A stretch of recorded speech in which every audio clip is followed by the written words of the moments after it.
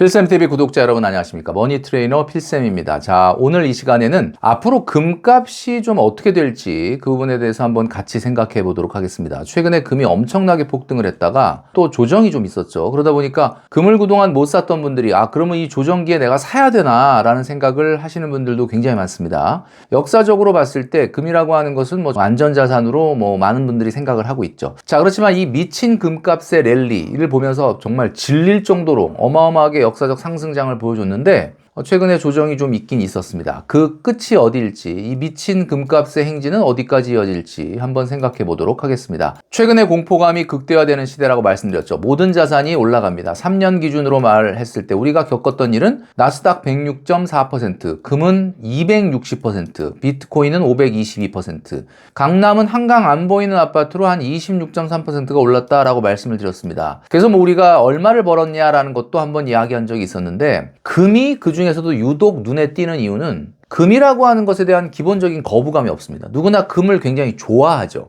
주식 그러면 왠지 난 잘 모르겠는데 뭔가 주식은 좀 떨어지는 거 아니야? 라고 하는 생각에 비해서 금은 왠지 안 떨어질 것 같죠. 그리고 금은 우리가 늘 일상에서 보고 또 옛날에 우리 어르신들, 할머니, 할아버지들은 금을 반지나 목걸이나 그리고 몸에 두르는 것도 좋아하고 그냥 금을 계속 가지고 계십니다. 금은 달러 가치와 역의 관계를 띌 때가 많습니다. 그러니까 달러가 강해지는 때는 금이 좀 약해지죠. 자, 달러가 강해진다라는 말을 쉽게 얘기하자라고 하면 미국의 기준금리를 생각해 보면 되겠습니다. 미국이 기준금리를 열심히 올리는 이런 시기에는 아무래도 금값은 약세로 돌아설 가능성이 있죠. 그리고 달러가 약해지는 시기, 그러니까 기준금리가 좀 하강하는 시기에는 금이 좀 반대로 강해질 수도 있다라고 말씀드릴 수 있습니다. 2008년부터 2013년도까지는 양적 완화라는 걸 통해서 엄청나게 달러를 풀었습니다. 4조 3천억 달러. 그리고 코로나 때도 달러가 엄청나게 풀렸고 그 당시에도 거의 제로 금리에 가까운 금리를 유지하면서 5조 5천억 달러가 풀렸습니다. 자, 이러다 보니까 이때 금값이 굉장히 많이 올랐다라는 거죠. 자, 그래서 우리는 모르지만 실제로 최근에는 우리가 원달러 환율을 보면 어때요? 굉장히 달러가 강한 것처럼 느껴지지만 이거는 원화 대비해서 달러가 강한 거고, 지난 3년간의 달러 인덱스를 보면은 사실 달러는 굉장히 약세를 면치 못했다. 그렇기 때문에 지난 3년간 금값이 굉장히 높게 올라간 거다라고 말씀드릴 수 있습니다. 자, 위의 그림은 미국의 기준금리의 변화, 그러니까 달러 가치의 변화를 말씀드리는 거고, 밑에는 금값입니다. 자, 그런데 참 희한하게도 2008년 이전은 금이 거의 가격이 안 움직이는 걸 볼 수가 있습니다. 지금 파란색 점선으로 보여드리죠. 자, 그런데 2008년 금융위기가 딱 터지고 나니까 한마디로 말해서 이 위기라는 말이 시장에 처음 등장한 게 사실은 2008년 금융위기 아니겠습니까? 그래서 2008년 금융위기 이전을 우리가 BC 시대, Before Crisis, 위기 이전의 시대, 그리고 금융위기 이후를 AC 시대, After Crisis 이렇게 이야기할 정도로 금융위기를 기점으로 해서 금값이 미친 듯이 올라가는 게 보이시죠? 자, 그러니까 결국은 금 가격은 위기와 함께 성장했다라고 말씀드릴 수가 있습니다. 지금 제가 붉은색 점선으로 보여드리고 있는 이 부분, 제가 좀 전에 말씀드렸죠? 달러가 엄청나게 약세를 띠면서 금이 굉장히 가격이 올라가는 것을 볼 수 있습니다. 자, 최근 같은 경우도 달러 인덱스를 보면은 굉장히 가치가 원화 대비해서는 강해졌지만 세계 통화 대비해서는 좀 약해졌는데, 그러면서 굉장히 높은 금값이 유지되고 상승폭을 키웠다라고 말씀드릴 수가 있는 거죠. 자, 그래서 오늘은 한번 우리 머릿속을 한번 정리해 보면서 금 폭등 어디까지 갈 거냐, 최근의 조정 또 어디까지 갈 거냐, 이런 것들을 한번 생각을 해 보도록 하겠습니다. 자, 첫 번째, 금은 불확실성을 먹고 성장한다라는 겁니다. 불확실성이나 지정학적인 갈등이 고조될 때 안전자산의 선호 현상으로 금을 찾는 사람들이 많아지고 그러면서 금값이 움직일 수가 있는 거죠. 자, 그 다음에 두 번째는 말이죠. 관세로 인한 인플레이션 우려입니다. 자, 여러분 아시겠지만 인플레이션 우려가 생기면 어떻죠? 물가가 올라갈 것 같다. 여러분 어때요? 물가가 올라갈 것 같다. 그러면 금을 사겠죠. 아직까지는 미국의 물가 상승률이 굉장히 안정되게 나오지만 관세를 지금 몇 달 전부터 계속 매기고 있기 때문에 미국은 재정 수입은 늘어날지 모르지만 소비자들의 부담은 늘어나고, 외국에서 사오는 모든 물건에 관세를 매기기 시작한다 그러면 미국 사람들은 같은 돈으로 훨씬 더 적은 재화를 살 수밖에 없다. 물가가 올라간다라는 것은 금의 가격을 자극할 수밖에 없다라는 거죠. 자, 세 번째는 좀 전에 말씀드렸던 것처럼 달러 약세가 예상되면 금의 수요가 증가된다라는 이야기입니다. 자, 그리고 네 번째, 최근에 이 세계의 경제의 불확실성이 증대되면서 각국 중앙은행들이 금 보유량을 늘리겠다라는 정책을 펴고 있습니다. 자, 이런 것들이 금의 가격을 어떻게 보면 자극했다라고 말씀드릴 수 있죠. 자, 제가 지금 네 가지를 말씀드렸는데 이 네 가지를 머릿속에 정확하게 가지고 계셔야 앞으로 금값을 예측할 수가 있습니다. 첫 번째, 불확실성, 지정학적 갈등의 요소. 앞으로 어떻게 심화될까요? 해소될까요? 어떨 것 같습니까? 관세 협상이 마무리되고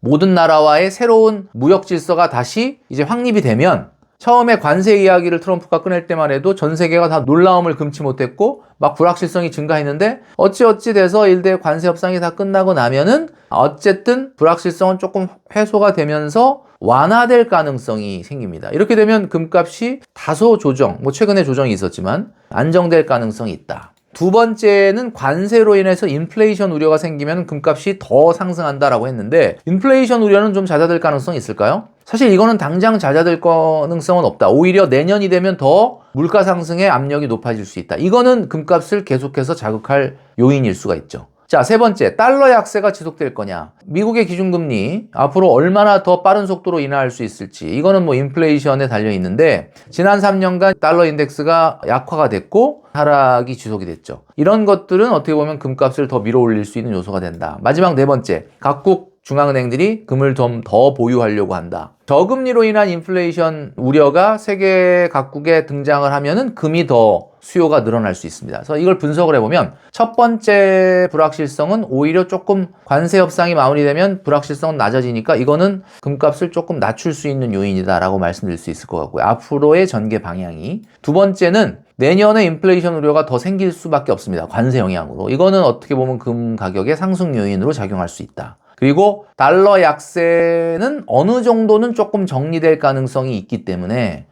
이제 금리 인하를 막 속도감 있게 하지는 못하지 않겠습니까? 그러면 금값이 좀 안정될 가능성의 요소가 있다. 마지막 네 번째, 각국의 중앙은행들이 여러 가지 이유로 금을 더 보유하겠다라는 정책을 내년에도 계속 할 것 같거든요. 그렇다면은 이거는 금값을 좀 올릴 수 있는 요소가 있다. 그러니까 네 가지 중에 두 가지는 좀 안정될 요소가 있고 두 가지는 상승 요인이 공존하는 지금 그런 상황이다라는 거죠. 자, 그러니까 결론은 최근에 너무 급격히 올랐기 때문에 단기적인 안정이나 조정은 있을 수 있겠지만 장기적인 상승은 여전할 거라는 것이 기본적인 예상이다라고 말씀드릴 수 있습니다. 자, 그래서 오늘 두 가지 정도의 가정을 가지고 말씀을 드리도록 하겠습니다. 자, 첫 번째 가정은 실업률이 지금 상태로 유지되고 안정된다. 대신에 물가 상승률은 좀 지속적으로 올라간다라고 하는 상황이 만약에 펼쳐진다면 아마도 everything rally, 그러니까 모든 자산이 꾸역꾸역 올라가는 상황은 계속될 거다라는 생각이 들고요. 이런 경우에는 금값이 소폭 조정을 받을 가능성이 생깁니다. 왜냐하면 금리 인하의 속도를 내기가 어려워지기 때문이죠. 얼마나 조정을 받을 거냐? 제가 보기에는 최근에도 한 8% 가까이 금값이 조정됐지만 이런 경우에는 5% 정도 추가 하락이 있을 수 있다. 그러나 이 추가 하락을 너무 두려워할 필요가 없는 게 금이라는 건 안전자산이니까 이렇게 조정을 받을 때 저가 매수의 기회로 삼는 것이 좋겠다. 실제로 5에서 10% 정도의 이런 소폭 조정은 2024년 12월에도 있었고 2022년 10월에도 있었습니다. 자, 그래서 실업률이 횡보하고 물가 상승률이 3%대 초반으로 조금 안정된다라고 봤을 때 이럴 때는 금값은 소폭 조정을 받을 가능성이 있다라고 말씀드릴 수 있습니다. 자, 두 번째 가정은요. 실업률이 4.5%를 돌파해서 경기 침체 우려가 시장에 나타나게 될 때입니다. 자, 이렇게 되면은 아마 모르긴 몰라도 금리 인하의 속도를 미국이 높일 가능성이 있겠죠. 이렇게 되면은 자산시장, 주식시장 같은 경우는 조정이 불가피해진다라고 말씀드렸는데 이때는 금값은 아마 소폭 상승하지 않겠느냐. 소폭이라고 해도 10% 이상 어떻게 보면은 큰 상승이 올 수도 있는 가능성이 여전히 있습니다. 자, 그러니까 가정 1은 소폭 조정, 가정 2는 소폭 상승. 자, 그러니까 최근에 있었던 엄청난 상승 때문에 막 대폭 상승 이것까지는 어렵겠지만 실업률이 4.5%를 돌파하고 경기 침체 우려가 생기게 되면은 금리 인하의 속도가 높아지면서 상대적으로 달러 약세가 이어지고 그러면서 금값은 조금 더 갈 수도 있겠다라는 말씀을 드릴 수 있습니다. 자, 그런데 이런 제가 말씀드렸던 내용 말고요.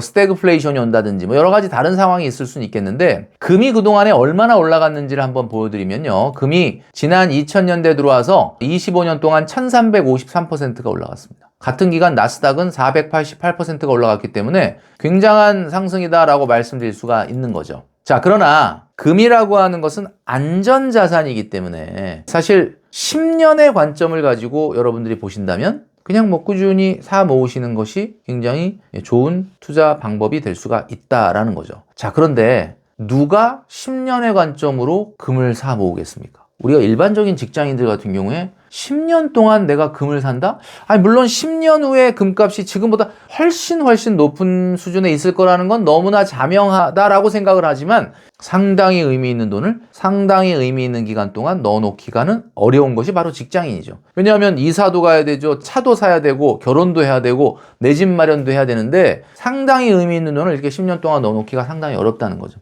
자, 그래서 이 금이라고 하는 안전자산에 투자할 때는 투자 기간을 최근에 너무 상승도 있었고 하락도 있었으니까 떨어질 때 샀다가 한 6개월이나 1년 있다 다시 되팔아야지 라는 생각보다는 제가 말씀드렸던 것처럼 10년까지는 아니라 하더라도 최소한 한 3년 정도의 투자의 관점으로 여러분들이 투자를 하시는 게 좋겠다라는 생각을 하게 됩니다. 자, 오늘은 제가 가정 두 가지를 놓고 금값이 소폭 상승할 것인지 소폭 조정을 받을 것인지를 한번 예상을 해봤는데 제가 말씀드렸던 금을 움직이는 네 가지 요소, 이 네 가지 요소를 머릿속에 늘 생각하시면서 금 가격을 체크하시면서 투자를 하시면 좋겠다라는 말씀을 드립니다. 자, 세계적으로 인정받는 그리고 누구나 좋아하는 그리고 특히 한국 사람들이 좋아하는 금값 이 내용을 머릿속에 잘 정리하셔서 투자에 도움이 되셨으면 좋겠습니다.